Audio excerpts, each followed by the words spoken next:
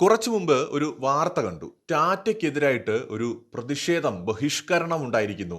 സുഡിയോ അടക്കമുള്ള ടാറ്റയുടെ ബ്രാൻഡുകളുടെ നേരെ അല്ലെങ്കിൽ അതിൻ്റെ അത്തരം സ്ഥാപനങ്ങളുടെ നേരെ പ്രതിഷേധക്കാരെന്തോ കൊടി പിടിച്ച് പോകുന്ന ചില ഫോട്ടോകളുമൊക്കെ കണ്ടിരുന്നു. പ്രതിഷേധങ്ങളുമായി ബന്ധപ്പെട്ടുള്ള കുറേ വാർത്തകളുടെ സ്ക്രീൻഷോട്ടുകൾ കഴിഞ്ഞ ഏതാനും നിമിഷങ്ങളിൽ കണ്ടു.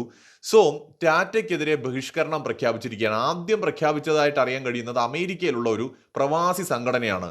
സൗത്ത് ഏഷ്യൻ ലെഫ്റ്റ് എന്ന് പറയുന്ന സലാം എന്ന് പറയുന്ന ഒരു സംഘടന, ലെഫ്റ്റ് സലാം എന്ന് പറയുന്ന ഒരു സംഘടനയാണ് ടാറ്റ ബൈ ബൈ എന്ന് പറയുന്ന ഒരു ക്യാമ്പയിനുമായിട്ട് എത്തിയിരിക്കുന്നത്. TCS എന്ന ടാറ്റയ്ക്ക് കീഴിലുള്ള ഒരു IT സ്ഥാപനം ഇസ്രായേൽ സർക്കാരുമായിട്ട് അടുത്ത ബന്ധം പുലർത്തുന്നു എന്ന് പറഞ്ഞുകൊണ്ടാണ് ടാറ്റയ്ക്കെതിരെ ഈ ഗ്രൂപ്പ് തിരിഞ്ഞിരിക്കുന്നത്.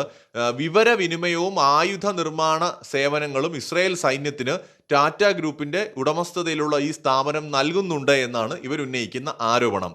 ഈ പ്രവാസി സംഘടന എന്ന് പറയുന്നത് അമേരിക്ക കേന്ദ്രമായിട്ട് പ്രവർത്തിക്കുന്നവരുടെ പ്രവാസി സംഘടനയാണ്. അതായത് അമേരിക്കയിൽ ജോലി ചെയ്യുന്ന ആൾക്കാരുണ്ടാക്കിയ സൗത്ത് ഏഷ്യൻ ലെഫ്റ്റ് സലാം എന്ന് പറയുന്ന സംഘടനയാണ് ടാറ്റ ബൈ ബൈ എന്ന ക്യാമ്പയിനുമായിട്ട് ഇറങ്ങിയിരിക്കുന്നത്.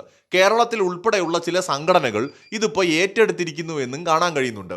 സോ ആദ്യം തന്നെ പറയേണ്ടത്, അങ്ങനെ നമ്മൾ ഏതെങ്കിലും തരത്തിലുള്ള ഒരു ബൈ ബൈ ക്യാമ്പയിൻ സംഘടിപ്പിക്കുകയാണെങ്കിൽ ആദ്യത്തെ ക്യാമ്പയിൻ നമ്മൾ സംഘടിപ്പിക്കേണ്ടത് ഈ പ്രവാസി സംഘടനയെ നിരോധിച്ചുകൊണ്ടാണ്. കാരണം ഈ പ്രവാസി സംഘടനയ്ക്കെതിരായിട്ടാണ് നമ്മൾ ആദ്യം തിരിയേണ്ടത്. കാരണം ഇസ്രായേലിനെ ഏറ്റവും അധികം സപ്പോർട്ട് ചെയ്യുന്നത് അമേരിക്കയാണ്. ആ അമേരിക്കയിൽ പോയി ജോലി ചെയ്യുന്നവരെയാണ് ആദ്യം നമ്മൾ എന്ത് ചെയ്യേണ്ടത്, നമ്മൾ നിരോധിക്കേണ്ടത്. അല്ലെങ്കിൽ അവരെയാണ് നമ്മൾ ആദ്യം, അവർക്കെതിരെയാണ് നമ്മൾ ക്യാമ്പയിൻ ആദ്യമായിട്ട് നടത്തേണ്ടത്. ബഹിഷ്കരണം പ്രഖ്യാപിക്കേണ്ടത് അവരെയാണ്. കാരണം ഇത്രയും ഇസ്രയേലിനെ സപ്പോർട്ട് ചെയ്യുന്ന മറ്റൊരു രാജ്യം ലോകത്തില്ല. പ്രതിവർഷം ബില്യൺ കണക്കിന് ഡോളർ സഹായമായിട്ട് കൊടുക്കുന്നു, ബില്യൺ കണക്കിന് ഡോളറിന്റെ ആയുധങ്ങൾ കൊടുക്കുന്നു, സാങ്കേതിക വിദ്യ കൊടുക്കുന്നു, സൈനിക സഹായം കൊടുക്കുന്നു, ഇന്റലിജൻസ് വിവരങ്ങൾ കൈമാറുന്നു. ഈ പലസ്തീനിൽ ഹമാസിനെതിരായിട്ടുള്ള യുദ്ധത്തിൽ ഇസ്രയേലിനെ ഏറ്റവും അധികം, അത് UN-ലാണെങ്കിലും അല്ലാതെയാണെങ്കിലും സപ്പോർട്ട് ചെയ്തിട്ടുള്ളത് അമേരിക്കയാണ്. യമനിൽ ആക്രമണം നടത്തുന്നു, ഹിസ്ബുള്ളയെ ആക്രമിക്കുന്നു, ഹൂതികളെ ആക്രമിക്കുന്നു, ഇറാനുമായിട്ട് ഉടക്കുന്നു. അമേരിക്കയാണ് ഏറ്റവും കൂടുതൽ ഈ ഒരു മേഖലയിൽ പ്രശ്നം ഉണ്ടായിക്കൊണ്ടിരിക്കുന്നത്. ആ അമേരിക്കയിൽ പോയിട്ട് ജോലി ചെയ്യുന്നവരെയല്ലേ നമ്മൾ ആദ്യം ബഹിഷ്കരിക്കേണ്ടത്? ഇതേ ലോജിക്ക് വെച്ച് ചിന്തിച്ചാൽ അമേരിക്കയുടെ സായിപ്പിന്റെ പൈസ വാങ്ങുന്ന ആൾക്കാർ എങ്ങനെയാണ് നമുക്ക് ബഹിഷ്കരിക്കാതിരിക്കാൻ കഴിയുക? കാരണം ഏറ്റവും കൂടുതൽ അമേരിക്കയാണല്ലോ ഇസ്രായേലിനെ സപ്പോർട്ട് ചെയ്യുന്നത്. ഇസ്രായേലിലുള്ള ഏതോ ഒരു കമ്പനിയുമായിട്ട് ടാറ്റ സഹകരിക്കുന്നു എന്ന് പറഞ്ഞുകൊണ്ട് സുഡിയോ അടക്കമുള്ള ടാറ്റയുടെ ഉപസ്ഥാപനങ്ങൾ നമ്മൾ ബഹിഷ്കരിക്കണമെന്ന് ആരെങ്കിലും പ്രഖ്യാപിക്കുകയാണെങ്കിൽ, അതും ഈ അമേരിക്കയിൽ ജോലി ചെയ്യുന്ന ആൾക്കാരുടെ സംഘടനയായിട്ടുള്ള ഒരു സൗത്ത് ഏഷ്യൻ ലെഫ്റ്റ് സലാമാണ് അത് പ്രഖ്യാപിക്കുന്നതെങ്കിൽ, ആദ്യം നമ്മൾ ബഹിഷ്കരിക്കേണ്ടത് ഈ സംഘടനയും ഇതിൽപ്പെട്ട ആൾക്കാരെയുമാണ്. കാരണം നിങ്ങൾ എന്തിന് അമേരിക്കയിൽ പോയി ജോലി ചെയ്യുന്നു? ഇസ്രായേലിനെ ഇത്രയും സപ്പോർട്ട് ചെയ്യുന്ന ഒരു രാജ്യത്ത് പോയി നിങ്ങൾ എന്തിന് ജോലി ചെയ്യുന്നു? അത് തന്നെ എന്തൊരു ക്രൂരതയാണെന്ന് ആലോചിച്ച് നോക്കൂ. രണ്ടാമത്, ഈ പറയുന്ന ബഹിഷ്കരണ പോസ്റ്റുകളും ക്യാമ്പയിനും ആരെങ്കിലും ഫേസ്ബുക്ക്, യൂട്യൂബ്, ട്വിറ്റർ തുടങ്ങിയ പ്ലാറ്റ്ഫോമുകൾ വഴി നടത്തുകയാണെങ്കിൽ അവരെയും നമ്മൾ ബഹിഷ്കരിക്കണം. കാരണം ട്വിറ്റർ എന്ന് പറയുന്നത് അമേരിക്കക്കാരൻ്റെ കമ്പനിയാണ്, ഫേസ്ബുക്ക് എന്ന് പറയുന്നത് അമേരിക്കക്കാരൻ്റെ കമ്പനിയാണ്, അതുപോലെ യൂട്യൂബ് എന്ന് പറയുന്നത് അമേരിക്കക്കാരൻ്റെ കമ്പനിയാണ്. ഈ സോഷ്യൽ മീഡിയ പ്ലാറ്റ്ഫോമുകളൊക്കെ ഓൾമോസ്റ്റ് എല്ലാം അമേരിക്കക്കാരൻ്റെ കമ്പനിയാണ്. ഇനി നിങ്ങൾ ഈ പോസ്റ്റ് ചെയ്യാനായിട്ട് ഉപയോഗിക്കുന്ന വിൻഡോസ് എന്ന് പറയുന്ന ഓപ്പറേറ്റിംഗ് സിസ്റ്റം ഉണ്ടല്ലോ, അത് അമേരിക്കക്കാരൻ്റെ ആണ്. നിങ്ങൾ ഇനി ഉപയോഗിക്കുന്നത് ആപ്പിൾ ഐഫോൺ വഴിയാണെങ്കിൽ അത് അമേരിക്കക്കാരൻ്റെതാണ്. അപ്പൊ ഇതൊക്കെ ഉപയോഗിക്കുന്ന നിങ്ങളെ ഒക്കെ ബഹിഷ്കരിക്കേണ്ടി വരും. കാരണം അമേരിക്കയാണെന്ന് ഇസ്രായേലിനെ ഏറ്റവും കൂടുതൽ സപ്പോർട്ട് ചെയ്യുന്നത്. അതുപോലെ നമ്മൾ ഇന്ന് ഉപയോഗിക്കുന്ന പല മോഡേൺ ടെക്നോളജിയും കണ്ടുപിടിച്ചത് ജൂതന്മാരും ഇസ്രായേലുകളുമാണ്. അപ്പൊ ഈ ബഹിഷ്കരണ ലോജിക്ക് ടാറ്റ കമ്പനി ഈ പറയുന്ന ഒരു ഇസ്രായേൽ കമ്പനിയുമായി സഹകരിക്കുന്നത് കൊണ്ട് ടാറ്റ കമ്പനിയെ നിങ്ങൾ ബഹിഷ്കരിക്കുകയാണെങ്കിൽ ഈ ബഹിഷ്കരിക്കാൻ വരുന്ന എല്ലാവരെയും നമുക്ക് ബഹിഷ്കരിക്കേണ്ടി വരും. നമുക്ക് മലയാളികൾക്ക് എല്ലാവർക്കും ചേർന്ന് അങ്ങ് ബഹിഷ്കരിക്കാം, ഇവരൊക്കെ അങ്ങ് ബഹിഷ്കരിക്കാം നമുക്ക്. കാരണം ഇവരൊക്കെ ഉപയോഗിക്കുന്ന അമേരിക്കക്കാരൻ്റെ പ്ലാറ്റ്ഫോമുകളാണ്. നിങ്ങൾ അറിഞ്ഞോ അറിയാതെ ആ സായിപ്പിന് പൈസ ഉണ്ടാക്കി കൊടുക്കുകയല്ലേ? നിങ്ങൾ യൂട്യൂബ് ഉപയോഗിക്കുമ്പോൾ, നിങ്ങൾ ഫേസ്ബുക്ക് ഉപയോഗിക്കുമ്പോൾ, നിങ്ങൾ ട്വിറ്റർ ഉപയോഗിക്കുമ്പോൾ, അല്ലെങ്കിൽ x.com നിങ്ങൾ ഉപയോഗിക്കുമ്പോൾ നിങ്ങൾ അറിഞ്ഞോ അറിയാതെ സായിപ്പിന് പൈസ ഉണ്ടാക്കി കൊടുക്കുകയാണ്. അപ്പം നിങ്ങളെല്ലാം അങ്ങനെയാണെങ്കിൽ ഇസ്രായേൽ നടത്തുന്ന വംശഹത്യയ്ക്ക് ഫണ്ട് ചെയ്യുകയാണ്. കാരണം എന്താണെന്ന് വെച്ചാൽ, നമ്മളിങ്ങനെ അമേരിക്കൻ കമ്പനികളുടെ പ്രോഡക്റ്റുകൾ ഏതെങ്കിലും രൂപത്തിൽ ഉപയോഗിക്കുന്നു. ഈ പ്രോഡക്റ്റുകളിലൂടെ നമ്മൾ ഇത് ഉപയോഗിക്കുമ്പോൾ ഈ കമ്പനികൾക്ക് ലാഭം ഉണ്ടാവുന്നു. ഈ കമ്പനികളിൽ ഉണ്ടാവുന്ന ലാഭത്തിന്റെ ഒരു വിഹിതം അമേരിക്കയ്ക്ക് നികുതിയായി കൊടുക്കുന്നു. ആ നികുതി പണത്തിന്റെ ഒരു വിഹിതം എടുത്താണ് ഇസ്രായേലിന് ആയുധങ്ങളായിട്ട് കൊടുക്കുന്നതും സാമ്പത്തിക സഹായമായിട്ട് ആയുധമായിട്ട് കൊടുക്കുന്നതും ഒക്കെ അമേരിക്ക. അപ്പോ ഇസ്രായേൽ നടത്തുന്ന വംശഹത്യയാണെങ്കിൽ ആ വംശഹത്യക്ക് ഏറ്റവും കൂടുതൽ സഹായവും അല്ലെങ്കിൽ സാമ്പത്തിക സഹായവും ആയുധം കൊടുത്തും ഒക്കെ സപ്പോർട്ട് ചെയ്യുന്ന അമേരിക്കയാണ്. അങ്ങനെയാണെങ്കിൽ നിങ്ങൾ ആദ്യം അമേരിക്കയെയും അമേരിക്കൻ പ്രോഡക്റ്റുകളെയും ആദ്യം നിങ്ങൾ ബഹിഷ്കരിക്കൂ. സോഷ്യൽ മീഡിയ തന്നെ എന്നേക്കുമായി ഉപേക്ഷിച്ച് പോയിക്കോളൂ. കാരണം ഓൾമോസ്റ്റ് എല്ലാ സോഷ്യൽ മീഡിയകളും, പ്രത്യേകിച്ച് ഇന്ത്യയിലുള്ള സോഷ്യൽ മീഡിയകളെല്ലാം തന്നെ അത് അമേരിക്കൻ സോഷ്യൽ മീഡിയകളാണ്. ഇതെല്ലാം നിങ്ങൾ ഉപേക്ഷിക്കേണ്ടി വരും. ഇനി ഏറ്റവും പ്രധാനമായിട്ട് നിങ്ങൾ മനസ്സിലാക്കേണ്ടത്, നിങ്ങൾ സകല ഗൾഫ് രാജ്യങ്ങളുമായിട്ടുള്ള ബന്ധം അവസാനിപ്പിക്കണം, പ്രത്യേകിച്ച് സൗദി അറേബ്യയുമായിട്ട്. കാരണം ഈ അടുത്തിടെ കൂടി അമേരിക്കയെ കൊണ്ടുപോയി ബില്യൺ കണക്കിന്, ട്രില്യൺ കണക്കിന് ഡോളർ ഇൻവെസ്റ്റ് ചെയ്യാമെന്ന് പറഞ്ഞിരിക്കുകയാണ് സൗദി കിരീടാവകാശി മുഹമ്മദ് ബിൻ സൽമാൻ.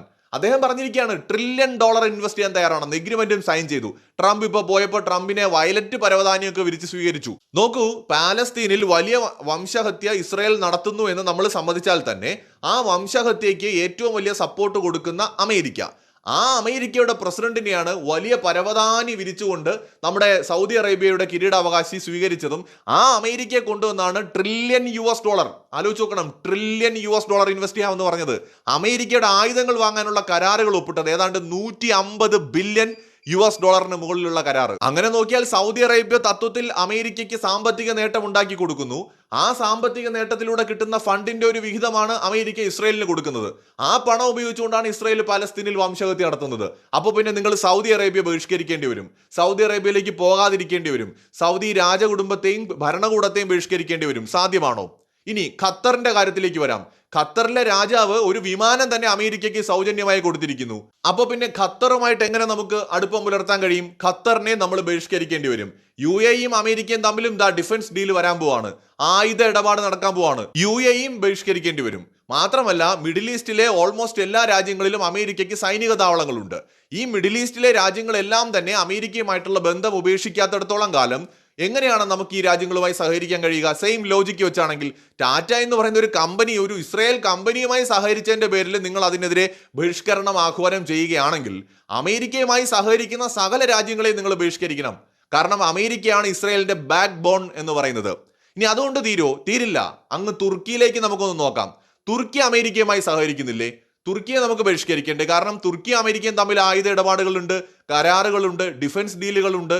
ഈ മിഡിൽ ഈസ്റ്റിലെയും പ്രത്യേകിച്ച് സിറിയയിലെയും ഇറാഖിലെയും ഒക്കെ അമേരിക്കയുടെ പല തന്ത്രങ്ങളുടെയും പുറകിൽ നിന്ന് സപ്പോർട്ട് ചെയ്യുന്നത് തുർക്കിയാണ്. തുർക്കിയും US തമ്മിൽ അറിയാമല്ലോ, ഒരമ്മ പെറ്റ മക്കളെ പോലത്തെ ബന്ധമുണ്ട്, നാറ്റോ മെമ്പേഴ്സ് ആണ്. അപ്പൊ അതുകൊണ്ട് തന്നെ തുർക്കിയെ നമുക്ക് ബഹിഷ്കരിക്കേണ്ടി വരും. മേൽ പറഞ്ഞ ഏതെങ്കിലും രാജ്യങ്ങൾ അമേരിക്കയ്ക്കെതിരായിട്ട് എന്തെങ്കിലും പറയുകയോ ചെയ്യുകയോ ചെയ്യുന്നുണ്ടോ? ഇല്ല. ഇസ്രായേലിനെതിരെ തുർക്കി കുറെ സ്റ്റേറ്റ്മെന്റുകൾ പറയുന്നുണ്ടെന്നുള്ള അല്ലാതെ ഇസ്രായേലിന്റെ വല്യേട്ടനായ അമേരിക്കയെ കുറിച്ച് ഒരു അക്ഷരം പറയുന്നില്ല. അപ്പോൾ ബഹിഷ്കരണത്തിന് തീരുമാനിച്ചാൽ സകല ഗൾഫ് രാജ്യങ്ങളും ബഹിഷ്കരിക്കേണ്ടി വരും, ഈ തുർക്കിയെ ബഹിഷ്കരിക്കേണ്ടി വരും, ഈ രാജ്യങ്ങളിലുള്ള സകല ബ്രാൻഡുകളെയും കമ്പനികളെയും നിങ്ങൾക്ക് ബഹിഷ്കരിക്കേണ്ടി വരും, അവരുടെ എയർലൈൻസുകൾ ബഹിഷ്കരിക്കേണ്ടി വരും, അമേരിക്കൻ കമ്പനികളെയും അമേരിക്കൻ എയർലൈൻസ് ഉൾപ്പെടെ സകലതിനെയും ബഹിഷ്കരിക്കേണ്ടി വരും. മാത്രമല്ല, ഗൾഫിലും അമേരിക്കയിലും ഒക്കെ പോയി ജോലി ചെയ്യുന്ന ആൾക്കാരെയും നമുക്ക് വിമർശിക്കേണ്ടി വരും. കാരണം ഇവരൊക്കെ സഹായിക്കുന്നത് ഇൻഡയറക്ട്ലി ഇസ്രായേലിനെ അല്ലേ? കാരണം ഈ രാജ്യങ്ങളെല്ലാം തന്നെ, ഗൾഫ് രാജ്യങ്ങളെല്ലാം തന്നെ അമേരിക്കയുമായി നല്ല ബന്ധത്തിലാണ്. അമേരിക്കയാണ് ഇസ്രായേലിന് ഫണ്ട് ചെയ്യുന്നതും ആയുധം കൊടുക്കുന്നത്. അപ്പോൾ ഒരാവശ്യമില്ലാതെ നമ്മുടെ ഒരു ബ്രാൻഡിനെ, ഇതൊരു ഗൂഢാലോചനയാണ് കേട്ടോ, തകർക്കാനുള്ള ഒരു ശ്രമം, ഈ ഇന്ത്യൻ ബ്രാൻഡുകളെ തകർക്കുക. അതിൽ നമുക്കറിയാവുന്ന പോലെ ടാറ്റ പൊതുവെ എല്ലാവർക്കും സ്വീകാര്യമായിരുന്ന ഇഷ്ടമുള്ള ഒരു ബ്രാൻഡായിരുന്നു. ഇന്ന് വരെ ആർക്കും ഒന്നും പറയാനില്ല ടാറ്റയെക്കുറിച്ച്. കാരണം അവരുടെ ആകെ വരുമാനത്തിന്റെ വലിയൊരു തുക സാമൂഹിക സേവനത്തിന് വേണ്ടി ഉപയോഗിക്കുന്ന ഒരു ബ്രാൻഡാണത്. ഈ അദാനി ഗ്രൂപ്പ് ഒരു ഇന്റർനാഷണൽ പ്ലെയർ ആയിട്ട് മാറുമ്പോഴാണ് അവരെ തകർക്കാൻ ഒരു ശ്രമം ഉണ്ടാവുന്നത്. കാരണം മ്യാൻമാറിൽ തുറമുഖം ഏറ്റെടുക്കുന്നു, അതുപോലെ ശ്രീലങ്കയിലെ തുറമുഖത്തിന്റെ അറ്റകുറ്റപ്പണികൾ ഏറ്റെടുക്കുന്നു. അങ്ങനെ ഇന്ത്യയുടെ ജിയോ പൊളിറ്റിക്സിനകത്തുള്ള പല തന്ത്രപരമായ നീക്കങ്ങൾക്കും അദാനി ഗ്രൂപ്പിനെ നമ്മൾ ഉപയോഗിക്കാൻ തുടങ്ങിയപ്പോൾ അവരെ തകർക്കാനും അവരുടെ വിശ്വാസ്യത തകർക്കാനും അവരുടെ വളർച്ച തകർക്കാനും ഒരു ശ്രമം ഉണ്ടായി. അംബാനി ആ തരത്തിലൊരു ഇടപെടലിലേക്ക് എത്താത്തത് കൊണ്ടാണ് അംബാനി അങ്ങനെ ഒരു ലെവലിൽ പോകുന്നത്. കാരണം പുള്ളിയുടെ മേഖല എന്ന് പറയുന്നത് പെട്രോളിയം പോലുള്ള മേഖല, ഇപ്പോൾ ജിയോ, അങ്ങനത്തെ ഒരു ടെക്നോളജി ബേസിലായിട്ട് പുള്ളി മാറിയിട്ടുണ്ട്. എന്നാൽ ഈ അടിസ്ഥാന സൗകര്യ മേഖല ഉൾപ്പെടെയുള്ള കാര്യങ്ങളിൽ പ്രവർത്തിക്കുന്ന എയർപോർട്ടുകൾ, പോർട്ടുകൾ, ഇതൊക്കെ ഡെവലപ്പ് ചെയ്യുന്ന, അതുപോലെ കൽക്കരി ഖനനം പോലെ അങ്ങനെ വളരെ പ്രധാനപ്പെട്ട മേഖലകളുമായി ബന്ധപ്പെട്ട് പ്രവർത്തിക്കുന്ന കമ്പനികളെ ടാർഗറ്റ് ചെയ്യാൻ തുടങ്ങിയിട്ട് കുറെ നാളുകളായി, പ്രത്യേകിച്ച് ഇന്ത്യൻ കമ്പനികളെ. അതുപോലെ തന്നെ ഈ അദാനി ഗ്രൂപ്പും ടാറ്റ ഗ്രൂപ്പും ഒക്കെ തന്നെ ഈ ഡിഫൻസ് രംഗത്ത് ഒരു പ്രധാന ഗെയിം ചേഞ്ചേഴ്സ് ആയിട്ട് മാറിയിട്ടുണ്ട്. ഇപ്പോൾ ഇന്ത്യയുടെ പ്രൈവറ്റ് പ്ലേയേഴ്സ് ആണ് ഇന്ന് ഡിഫൻസ് രംഗത്ത്. നമ്മുടെ DRDOയുമായിട്ടൊക്കെ ചേർന്നുകൊണ്ട് ധാരാളം ആയുധങ്ങൾ നിർമ്മിക്കുന്ന ഫാക്ടറികളും മറ്റുമൊക്കെ ഈ കമ്പനികൾ തുടങ്ങിയിട്ടുണ്ട്. അതുകൊണ്ടാണ് ഇപ്പോൾ ഇവർ നോട്ടപ്പുള്ളിയാവുന്നത്. ഈ ടാറ്റ എന്ന് പറയുന്ന ഗ്രൂപ്പിനെ തകർക്കാൻ ശ്രമിക്കുന്നവരുടെ യഥാർത്ഥ ഉദ്ദേശം എന്താണ്? ഇന്ത്യയെ തകർക്കുക എന്നുള്ളത് തന്നെയാണ്. നമ്മൾ ഇസ്രയേലുമായിട്ട് എത്രയോ കാലമായി സഹകരിക്കുന്നുണ്ട്. ഇസ്രയേലും ഇന്ത്യയും തമ്മിൽ ഡിഫൻസ് കരാറുകളുണ്ട്. ശരിയാണ്, പലസ്തീൻ ഇസ്രയേൽ വിഷയത്തിനകത്ത് വളരെ സീരിയസ് ആയ കുറച്ച് കാര്യങ്ങളുണ്ട്. ഇസ്രയേലിന്റെ തിരിച്ചടിയിൽ ഒരുപാട് സാധാരണക്കാർ കൊല ചെയ്യപ്പെടുന്നുണ്ട്, ഒക്കെ ശരിയാണ്. അത് ആ ഒരു പ്രശ്നത്തിന്റെ പേരിൽ നമ്മുടെ രാജ്യത്തിന്റെ താല്പര്യങ്ങളെ നമുക്ക് ഒരിക്കലും ബലി കഴിക്കാൻ പറ്റില്ല. നമുക്ക് നമ്മുടെ ഇൻട്രസ്റ്റ് ആണ്. ഈ പലസ്തീൻ വിഷയത്തിൽ കണ്ണീരൊഴുക്കുന്ന ആരും ഉയ്ഗുർ മുസ്ലിങ്ങൾക്ക് വേണ്ടിയിട്ടോ റോഹിംഗ്യൻസിന് വേണ്ടിയിട്ടോ കണ്ണീരൊഴുക്കാറില്ല. അപ്പൊ അവർക്കും ചില പ്രത്യേക താല്പര്യങ്ങളുണ്ട് ഓരോ വിഷയത്തിലും നിലപാടെടുക്കുമ്പോൾ. പക്ഷെ നമ്മളെ സംബന്ധിച്ചിടത്തോളം, ഇന്ത്യക്കാരെ സംബന്ധിച്ചിടത്തോളം നമ്മുടെ രാജ്യത്തിന്റെ താല്പര്യമാണ് പ്രധാനം. അത് ഇന്ത്യക്കാരെന്ന് നമ്മൾ പറയുമ്പോൾ ഇന്ത്യയിലുള്ള സകല ജനങ്ങളുമാണ്.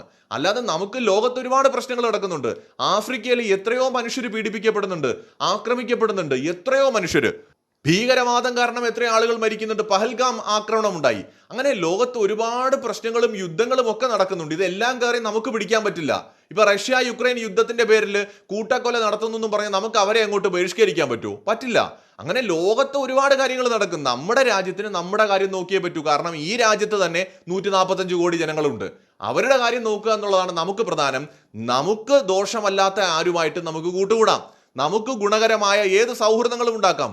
ആ രാജ്യം മറ്റു രാജ്യത്തിനോട് എന്ത് ചെയ്യുന്നു എന്ന് നമ്മൾ അന്വേഷിക്കാൻ പോയി കഴിഞ്ഞാൽ നമുക്ക് ഈ ലോകത്ത് ഒരിക്കലും നിലനിൽക്കാൻ കഴിയില്ല. അപ്പോൾ ഇത് അനാവശ്യമായ ഒരു ക്യാമ്പയിനാണ്. ഈ ലോജിക്കും വെച്ചുകൊണ്ട് വന്നാൽ ഒരൊറ്റ ഗൾഫ് രാജ്യത്തിൽ പോയി ജോലി ചെയ്യുന്നവരെയും ഗൾഫ് രാജ്യങ്ങളുടെ കമ്പനികൾ ഉപയോഗിക്കുന്നവരെയും കമ്പനികളുടെ പ്രോഡക്റ്റുകൾ ഉപയോഗിക്കുന്നവരെയും അമേരിക്കൻ പ്രോഡക്റ്റുകൾ ഉപയോഗിക്കുന്നവരെയും ഒന്നും നമുക്ക് എന്ത് ചെയ്യാൻ പറ്റില്ല, സപ്പോർട്ട് ചെയ്യാൻ പറ്റില്ല. എല്ലാവരെയും നമ്മൾ ബഹിഷ്കരിക്കേണ്ടി വരും. ഇപ്പോൾ ടാറ്റ കമ്പനി ഇസ്രായേൽ കമ്പനിയുമായി സഹകരിക്കുന്നതിലൂടെ അവർക്ക് എന്തെങ്കിലും നേട്ടം ഉണ്ടാകുന്നു എന്ന് നിങ്ങൾ പറഞ്ഞാൽ, ഐഫോൺ വാങ്ങുന്നതിലൂടെ അമേരിക്കയ്ക്ക് നേട്ടം ഉണ്ടാകുന്നു, അതിലൂടെ ഇസ്രായേലിന് നേട്ടം ഉണ്ടാകുന്നു. അതുപോലെ മൈക്രോസോഫ്റ്റ് അഥവാ വിൻഡോസ് ഉപയോഗിക്കുന്നതിലൂടെ, അല്ലെങ്കിൽ അമേരിക്കൻ പ്രോഡക്റ്റുകളായിട്ടുള്ള ഫേസ്ബുക്ക്, യൂട്യൂബ്, ഗൂഗിൾ, ഇതൊക്കെ നമ്മൾ ഉപയോഗിച്ചാൽ അതിലൂടെ അമേരിക്കയ്ക്ക് പൈസ കിട്ടും. ആ പൈസയുടെ ഒരു ശതമാനം എടുത്താണ് അവർ ഇസ്രായേലിന് കൊടുക്കുന്നത്. ആ പൈസ ഉപയോഗിച്ചുകൊണ്ടാണ് ഇസ്രായേൽ ആക്രമണം നടത്തുന്നത്. ഈ ലോജിക്ക് ഇവിടെ എല്ലായിടത്തും വരും. അപ്പോൾ ഇത് അനാവശ്യമായ ഒരു ക്യാമ്പയിനാണ്. മറ്റൊരു വീഡിയോയുമായി വീണ്ടും വരാം.